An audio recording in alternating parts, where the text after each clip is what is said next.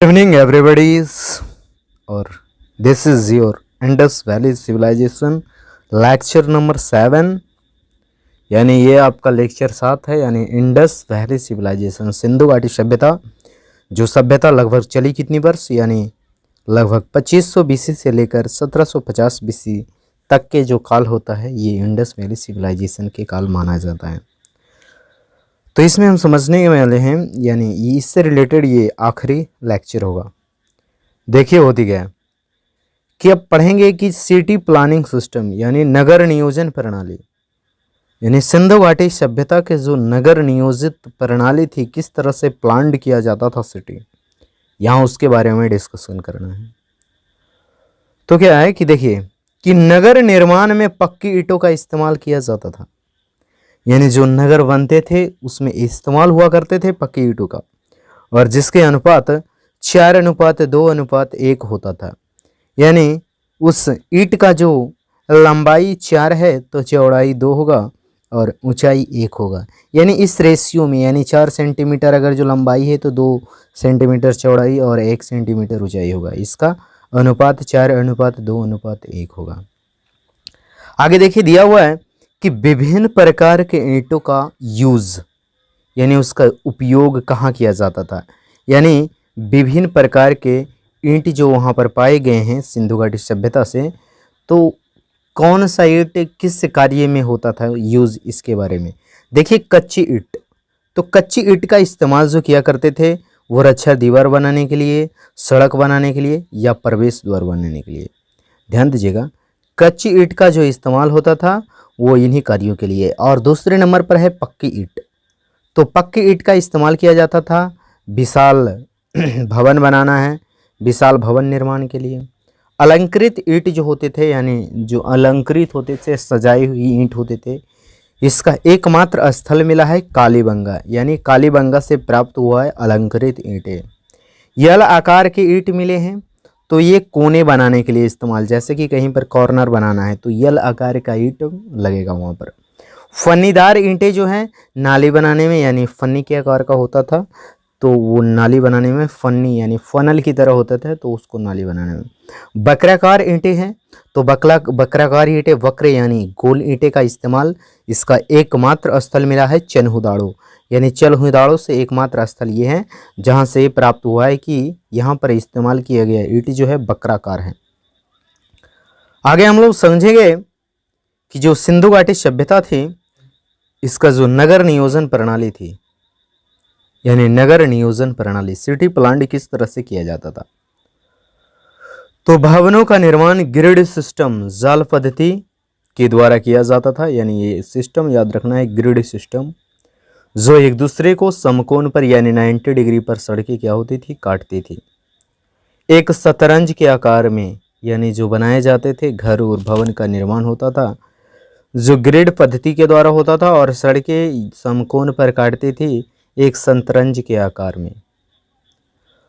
तो planned town यानी नियोजित शहर जो होते थे वो 2 प्रकार के होते थे, यानी एक पश्चिमी टीला होते थे और दूसरा पूर्वी टीला होते थे। तो जो पश्चिमी टीला होते थे ये अधिक ऊंचाई पर बनाए जाते थे। ध्यान से इसको देखिए, ऊपर गिरेंगे, यानी ये जो पश्चिमी टीला हुआ करता था ये अधिक ऊंचाई पर होता था, और एक पूर्वी टीला जो है कम ऊंचाई पर होता था। पूर्वी टीला कम ऊंचाई पर, और पश्चिमी टीला पर जो होते थे ज़्यादातर दुर्ग बनाए जाते थे। दुर्ग टीला, जो पुरोहित वर्ग वहाँ पर रहा करते थे, कौन रहते थे, यानी दुर्ग टीला जो कि अधिक ऊंचाई पर बनाया जाता था, वहाँ पर पुरोहित वर्ग रहते थे।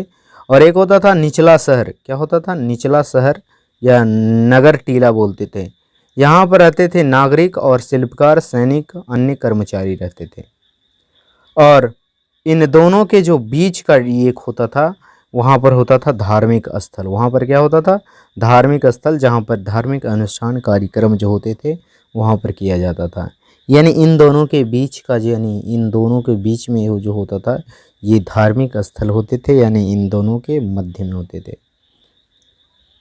आगे हम लोग देखने वाले हैं कि आर्किटेक्चर यानी वास्तुकार, आर्किटेक्चर के बारे में। तो प्रत्येक मकान के बाहरी ईंटों से बनी नालियाँ हुआ करती थी जो ढकी होती थी। यानी प्रत्येक मकान के बाहर जो होती थी पक्की ईंटों से बनाई गई नालियाँ, और नाली ऐसे ही नहीं, नाली ढकी हुई होती थी। मोहनजोदाड़ो से प्राप्त हुआ कि प्रत्येक मकान में एक कुआं, रसोई, स्नानागार, कमरे और आंगन की भी व्यवस्था थी। मोहनजोदड़ो से ये प्राप्त हुआ है। एग्रीकल्चर की बात करें तो प्रमुख फसलें जो है जौ एवं गेहूं है, बेरली एंड वीट है। और हार्वेस्टिंग ऑफ एग्स, देखिए हार्वेस्टिंग करने के लिए जो है क्या मिला है, हार्वेस्टिंग ऑफ एग्स यानी चावल की, हार्वेस्टिंग ऑफ राइस यानी चावल का कृषि जो है लोथल और रंगपुर से प्राप्त हुआ है। इस सभ्यता में कहीं भी गन्ने का साक्ष्य जो है नहीं मिला है। विश्व में सबसे पहले कपास की खेती सिंधु वासियों के द्वारा की गई थी। कपास का जो खेती था सबसे पहले यहीं सिंधु वासी ने ही किया था। और आगे हम लोग समझने वाले हैं डोमेस्टिकेशन यानी पशुपालन के बारे में। तो सिंधुवासी हाथी एवं घोड़े से परिचित थे। इसका साक्ष्य जो है मिला है सुरकोटता से और लोथल से इसकी जानकारी मिली है। एविडेंसेस ऑफ एलिफेंट्स यानी लोथल से क्या मिला है, घोड़ा का यानी हड्डी मिला है। तो इससे ये पता हो जाए कि घोड़ा वहाँ, और सुरकोटता से जो है कि हाथी का प्रचलन यानी हाथी का प्राप्त पता चला है। एविडेंसेस ऑफ एलिफेंट्स मिले हैं सुरकोटदा से। बैल की आकृति भी प्राप्त हुई है। और देखिए कहीं भी शेर और गाय के साक्ष्य नहीं मिली हैं। करेंसी जो चलाई जाती थी, यहाँ करेंसी जो होती थी देयर वाज नो करेंसी, कोई भी मुद्रा नहीं चलाई जाती थी। ये वार्टर सिस्टम होता था यानी वस्तु विनिमय प्रणाली हुआ करती थी। वस्तु के बदले वस्तु का आदान प्रदान किया जाता था, बार्टर सिस्टम कहलाता था।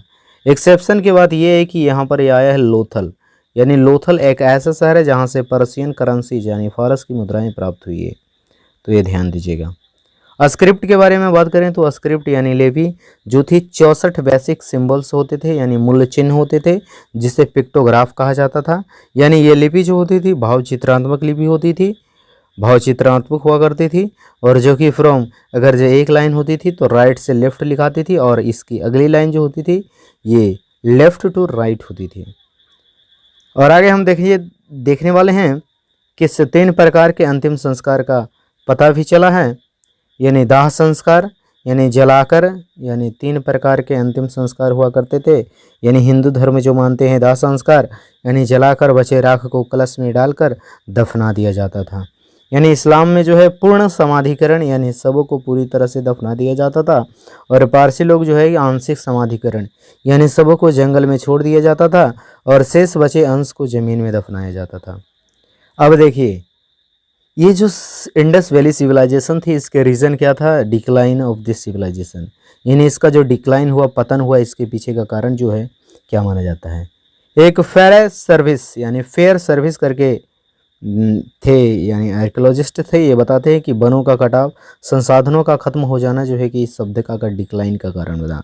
लेकिन एक मार्टिन व्हीलर है, मार्टिन व्हीलर बताते हैं कि एक आकस्मिक यानी आकस्मिक सडन ऐसा कोई मतलब इसका एंड हो गया। जॉन मार्शल बोलते हैं भूकंप के कारण इस सभ्यता का डिक्लाइन हुआ। आरएल स्टाइन बताते हैं कि जलवायु परिवर्तन हुआ। और अर्नेस्ट मैके एवं जॉन मार्शल बोलते थे कि that was destroyed by flood, यानी ये जो है बाढ़ के द्वारा ख़त्म किया गया, बाढ़ के द्वारा डिक्लाइन हुआ। तो अर्नेस्ट मैके और जॉन मार्शल का जो है कि सटीक माना जाता था। यानी सिंधु घाटी सभ्यता के पतन का मुख्य कारण क्या था, तो ये फ्लड ही था। तो आगे जो है कि 8 वैदिक पीरियड का अध्ययन करेंगे। तब तक के लिए धन्यवाद।